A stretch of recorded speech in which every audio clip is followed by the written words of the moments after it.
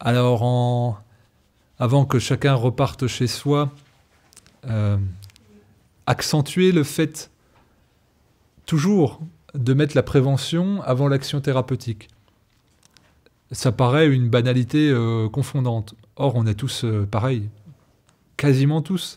Il faut qu'il y ait un enjeu, il faut qu'il y ait un mur, il faut qu'il y ait un obstacle, il faut qu'il y ait une impératif, il faut qu'il y ait une échéance pour que souvent on se mette en marche, comme dirait Emmanuel. Et donc, c'est compliqué de s'autonomiser, de se responsabiliser pour se mettre en dynamique de mieux-être. Alors là, on va parler du mieux-être avec l'hygiène de vie, ce qu'on peut faire, mais aussi l'hygiène émotionnelle, parce qu'on a vu que c'était très présent.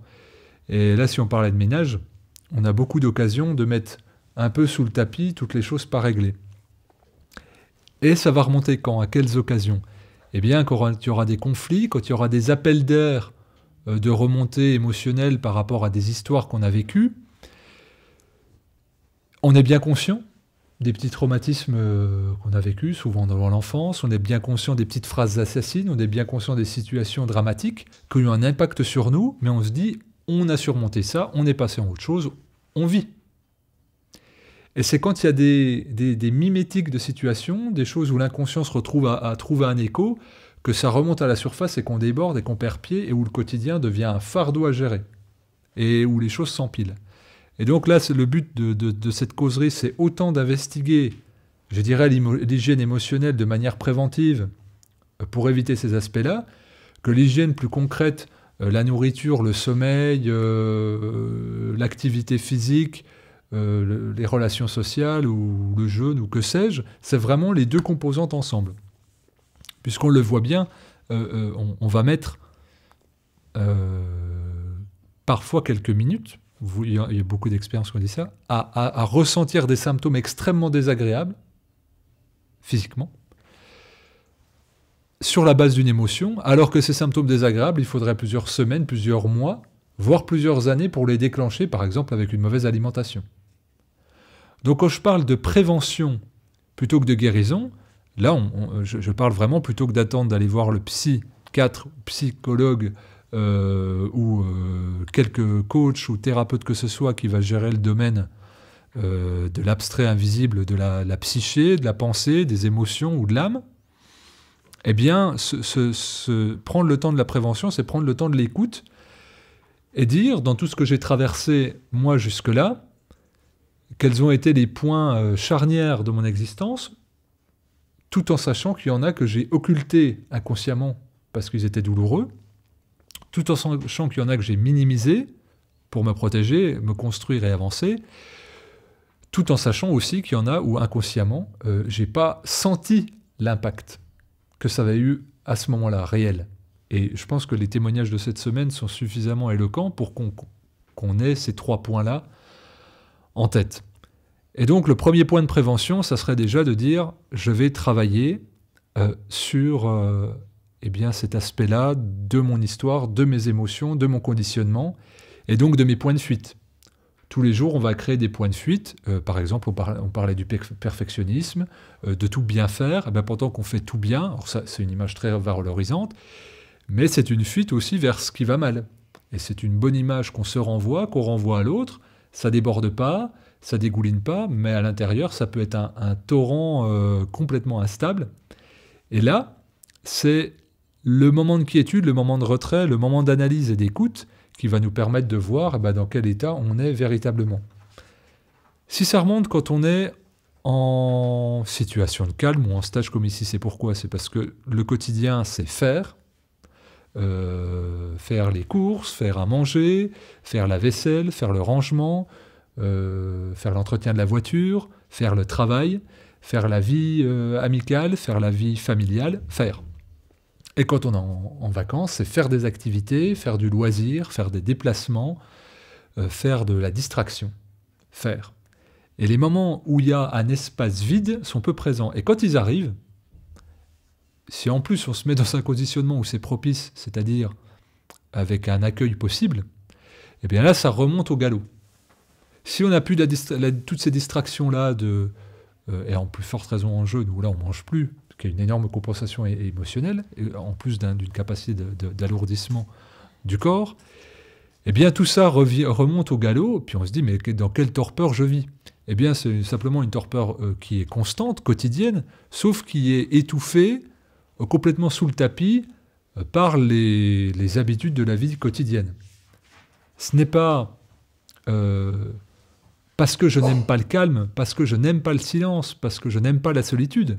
C'est parce qu'il y a eu toutes les occasions de mettre des petites distractions, alors très vertueuses hein, souvent. Hein. Je fais partie d'une super association, je suis un bon père de famille, je fais ci, je fais ça, j'ai plein d'activités de travail, j'ai plein de projets super vertueux pour lesquels on me félicite. Hein. Super. Donc très valorisant, mais derrière, il y a quand même un petit lisier, et un petit arrière-goût à tout ce qu'on fait. Et là, c'est rare d'avoir ces moments-là, parce qu'on est engagé, même en vacances, on va partir à plusieurs, etc. Donc c'est les moments de se mettre en retrait, moi ce que j'appelle un peu fuir dans la solitude. Là c'est une autre fuite, mais là c'est fuir en se barrant de tout le bruit qui nous parasite dans notre quotidien. Donc on trouve ce point-là de ressourcement, et on observe, on consigne, on note, on essaye de ne pas attraper, on essaye de ne pas analyser, et on observe et on se dit, bah tiens, je ne savais pas que dans mon quotidien, ça prenait autant d'espace. Et là, on est vraiment dans la prévention, parce que ces informations-là, à quel moment elles vont remonter? Quand il y aura des enjeux très critiques, quand on va être sur une dispute, quand on va être sur une séparation, quand on va être sur un litige, quand on va être sur un gros cas de fatigue, quand on va être dans une crise de conscience existentielle, etc., etc. Donc des choses où déjà on doit être engagé pour être lucide et faire des choix coûteux. Et si en plus on vient avec des émotions débordantes qu'on a un peu mis de côté, plus ou moins consciemment, eh bien on se retrouve dans le chaos, et puis on va appeler ça fatigue chronique, burn-out, nervous breakdown, dépression, que sais-je. Alors que c'est juste un état de prise de conscience pour lequel eh ben, il y a un monceau de choses à gérer avec un tout petit espace-temps au moment de la décision. Et donc perte de lucidité totale. Et donc moi, cette prévention-là, je dirais d'hygiène émotionnelle, elle me semble encore plus fondamentale que l'hygiène de vie concrète elle-même. Pourquoi? Parce que cette hygiène de vie, on va la construire en partant de quoi? En partant d'envie, de volonté et de réflexion. Sauf que si on n'a pas cette lucidité, si on n'a pas un petit peu ce débroussaillage émotionnel qui a été fait, eh bien on aura la meilleure envie du monde, les meilleures résolutions, on ne pourra pas les ancrer, on ne pourra pas les programmer, on ne pourra pas les répéter, et on va chuter, et on viendra empiler encore une fois les petites émotions, et là ça sera la dévalorisation, etc., etc. Et on ne pourra pas construire. Donc le premier outil de prévention, c'est de savoir où on en est d'un point de vue émotionnel. Alors bien sûr, on peut le faire soi-même en se mettant dans des états propices, mais aussi on peut s'aider en allant voir des gens qui sont spécialisés dans ces affaires-là. Et là, c'est libre à chacun, et puis de faire un petit peu le point, la mise en lumière de ce qui pourrait être problématique. Et ensuite, on rentre dans vraiment la prévention concrète, c'est-à-dire le mieux manger, le mieux dormir, le mieux activité physique, le mieux relations sociales, ou le mieux détox, etc., etc. Mais je dirais que notre conditionnement va faire que ça sera plus ou moins possible. Et derrière même cette prévention, on peut même vouloir en faire trop, plus que nécessaire, en réaction justement à ces émotions pas gérées.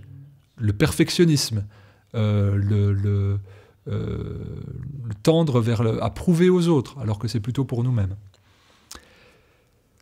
La prévention, c'est pour moi un enjeu social qui devrait être partagé, c'est-à-dire qu'en tant que responsable de famille, eh bien, on a un rôle de transmettre des informations en prévention de l'équilibre de chacun. C'est un rôle qu'on peut avoir de manière amicale, c'est un rôle qu'on peut avoir de manière collègue professionnelle, et c'est un rôle aussi de la société qui doit l'avoir avec nous. Donc quand quelqu'un arrive en débordement et n'a plus que le recours thérapeutique, c'est un échec partagé. C'est-à-dire, et l'éducateur de santé, et le cercle proche, et la société n'a pas su le faire. Alors la société par la prévention à l'école, dans tout ce qui est approche de santé, les médias, etc., etc., puis les éducateurs de santé qui se partagent. Donc c'est un peu tout ça qui est partagé. Sauf que, eh bien, on est plus prompt dans le modèle de la médecine officielle française à être formé à la maladie qu'à la santé. Donc on est surtout là à l'instant de la thérapie. Puisqu'on est formé à la maladie, eh bien il y a très peu de prévention. À part manger 5 fruits et légumes par jour, faites de l'activité, ça fait un peu light. Il n'y a pas trop d'explications derrière, donc ça fait un peu léger. Quels fruits, quels légumes, bio, pas bio, frais, pas frais, frits, pas crus, enfin on ne sait pas. Et donc la prévention se limite à un peu presque ça, et puis les recommandations du calendrier vaccinal, en ce moment c'est la grippe, donc voilà les outils un peu de prévention. Mangez moins salé, mangez moins sucré, mangez 5 fruits et légumes par jour, et faites-vous vacciner. Voilà un petit peu, je crois que j'ai fait le tour, des recommandations sanitaires. Ça fait un peu léger, on ne parle pas des émotions, on ne parle pas de l'usure, on ne parle pas de la fatigue, on ne parle pas du volume alimentaire, on ne parle pas de ces choses-là. Et puis après, si on regarde en diététique, c'est féculent à tous les repas, 2 fois de la viande et 4 produits laitiers. Voilà, donc ça fait maigre, enfin ça fait plutôt gros, je dirais. Mais on est donc un peu tout seul. Alors, vu que nous, on ne va pas s'occuper trop de la prévention, et si on ne le fait pas pour nous, on va continuer, on va fonctionner, puisque on aime bien aussi être pris en charge. Et on aime bien pas trop être responsable. Et bon, chemin faisant, on va arriver, et vu qu'on minimise à peu près tous les symptômes jusqu'à ce que ça soit grave, même une thyroïde qui dysfonctionne, c'est pas grave, on peut vous l'enlever. Une vésicule qui dysfonctionne, c'est pas grave, on peut l'enlever. Voilà, une dépression, c'est pas grave, on peut l'atténuer ou l'étouffer avec des antidépresseurs. Du cholestérol, c'est pas grave, on va mettre un anticholestérol, en faire baisser. Un diabète, c'est pas grave, on va piquer à l'insuline. Donc il y aura une réponse pour tout un tas de symptômes. Et nous, ça va faire quoi? Ça va rendre notre quotidien confortable, c'est-à-dire qu'on ne va pas être confronté à la réalité qui est « je n'ai pas agi sur la prévention ». Et même là, on ne m'offre pas une opportunité, une chance de me prendre en charge pour voir qu'il y a un symptôme qui va mal. Mais c'est 50-50. On ne peut pas dire les autorités ou la médecine, c'est pas bien. C'est notre attitude aussi qui n'est pas bien à au moins 50%, d'avoir laissé cet espace-là total et de ne pas s'être responsabilisé. Aujourd'hui, il y a suffisamment d'informations sur les produits laitiers, sur les féculents, et sur la qualité des fruits et des légumes, pour qu'on puisse agir de manière plus autonome. Mais la société dans laquelle on vit est bourrée d'informations, il faut être rapide, il faut être performant, et on en revient donc au premier point sur le temps à s'impartir. Et donc on va préférer être dans le plaisir, dans la jouissance, dans l'immédiateté, dans le faire, dans le mimétisme, et puis dans profiter, parce qu'on n'a qu'une vie. Et donc la prévention, elle est largement reculée. Et on va y penser souvent avec quelle émotion à cette prévention? Avec la peur de vieillir, la peur de tomber malade. Donc ça va créer une attente forte. Or, la prévention, ça devrait être simplement comme respirer. Ça devrait être quelque chose de normal sur lequel on se construit. On ne devrait même pas utiliser ce mot-là, mais on est obligé de le mettre en avant parce qu'il y a derrière, en phase de prévention, il faut mettre abus, excès. Et donc, équilibre et compensation en réaction. Des fois, on va recommander, on va dire, tiens, ce serait bien que pendant 2-3 semaines, tu manges majoritairement des fruits et des légumes. C'est dur. Oui, mais par rapport à 20 ans de surnourriture, d'alcool, de tabagisme et de sédentarité, ça me paraît encore très déséquilibré. Ça serait bien que là, pendant tes vacances, tu te reposes beaucoup. Ouais, c'est bon, là, pendant une semaine. Bah oui, mais là, il y a 20 ans, tu me dis que ça fait 20 ans que tu es fatigué à ton travail. Une semaine, 20 ans. Et c'est ces choses-là qu'on n'a pas en tête. Si on est dans la prévention, c'est plus aussi désordonné, et c'est les actes quotidiens dont on va voir l'effet. La pire phrase, et celle qu'on entend souvent, « Ah, si j'avais su ».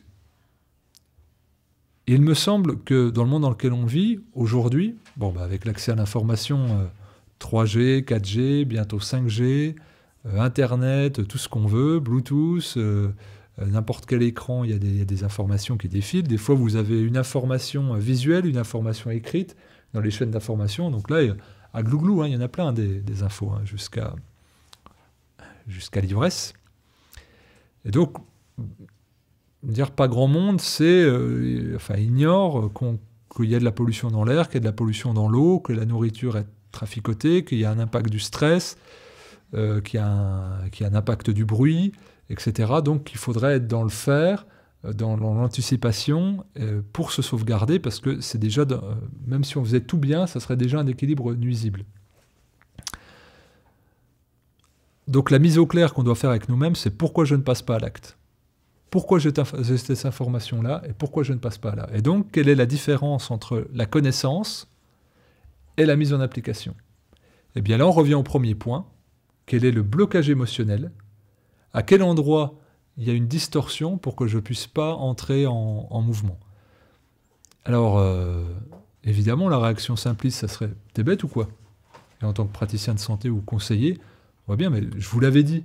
Pourquoi vous n'avez pas fait? Mais ça serait voir l'humain comme une mécanique toute simple.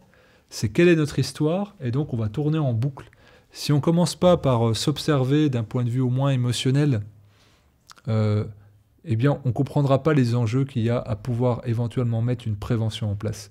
Et on verra que la frustration, on verra que la pénibilité, on verra que le conflit avec l'autre, où on se sentira différent, alors qu'en fait si on travaille sur soi, on ressent plus de densité et on devient moins imperméable à l'autre, au regard de l'autre et à des petites phrases, comme on disait, qui peuvent être assassines de « Ah oui, mais moi j'ai entendu que tel régime ça faisait ça, t'es sûr que faire ça, t'es sûr que t'es pas dans une secte ?» Ça ne nous atteint pas, parce qu'on n'aura plus cet état de vulnérabilité qui viendra forcément de quelque chose, d'une attente, d'une recherche de l'estime de l'autre, d'une validation de l'autre.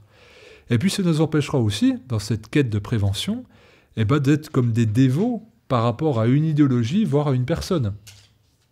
J'ai une amie médecin qui me dit souvent, il n'y a pas de gourou sans dévot. C'est entièrement vrai. Donc, si on se met en travaillant sur soi-même, puis en disant, j'ai une structure, on va prendre des informations, mais on ne prendra pas tout un ensemble, d'un truc où on peut se mettre en danger, idéologiquement et même physiquement. C'est-à-dire, j'écoute que cette personne ou je lis que cet auteur, c'est lui qui a raison, c'est lui qui a la vérité. Je ne crois pas que ça existe. Mais là, c'est que le désarroi, que la perdition qui pourrait nous faire agir comme ça. Et là encore, si on ne travaille pas ses émotions avant de se documenter, c'est compliqué. Parce qu'on va être en attente, en estime, en idolâtrie, et on retombe dans quelque chose qui est dangereux, en pensant en plus agir très bien pour soi-même, mais en étant dans une forme d'irrespect et quelque part de destruction partielle de soi-même. Alors c'est un petit peu très large ce que j'ai dit, mais j'aimerais surtout qu'on garde là de l'échange, du fait de mettre en priorité, de faire, avant de penser à la mise à action oui, il faut que je mange mieux là pour ma prévention, c'est pourquoi je le fais. Est-ce que je le fais pour les autres? Est-ce que je le fais par peur? Ou est-ce que je le fais vraiment parce que c'est juste? Parce que je ressens ça comme juste et logique.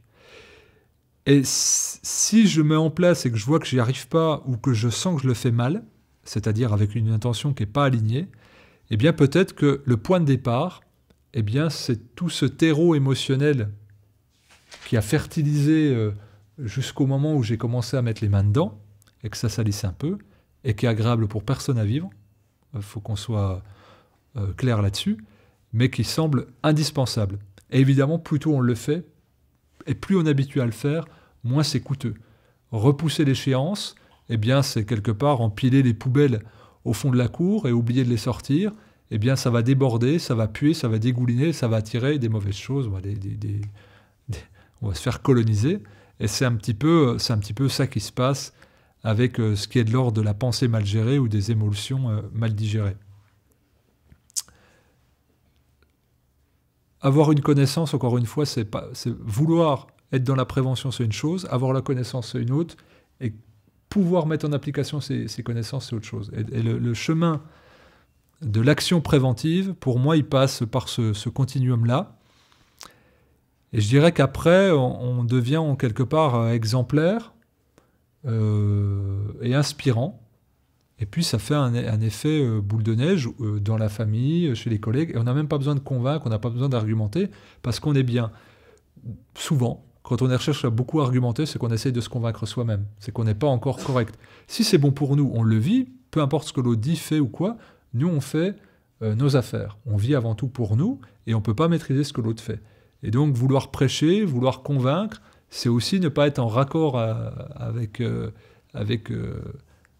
qu'on pense être nos convictions. La prévention, c'est plutôt faire simple, faire le plus quotidiennement possible, et puis tourner vers soi, et puis indéniablement, il y aura un effet boule de neige vers l'extérieur. Et il est évidemment dommage de s'intéresser à la santé lorsqu'il y a l'échéance, l'imminence, l'âge qui arrive, et puis un moment où on a une marge d'action très réduite sur notre santé, alors que si on a la prévention, elle est très large. Et on peut se permettre justement de ne pas être assidu, d'être indolent, ou des fois de se tromper, alors que quand il y a quand il y a un verdict, un diagnostic très dur, eh bien là, il y a une course contre la montre, contre une greffe, contre une opération, contre un décès, contre un traitement qui sera définitif. Eh bien, autant se donner le plus de clés possible. Et là, on peut répéter une information, faire de la pédagogie et se mettre au clair clairement avec ses émotions.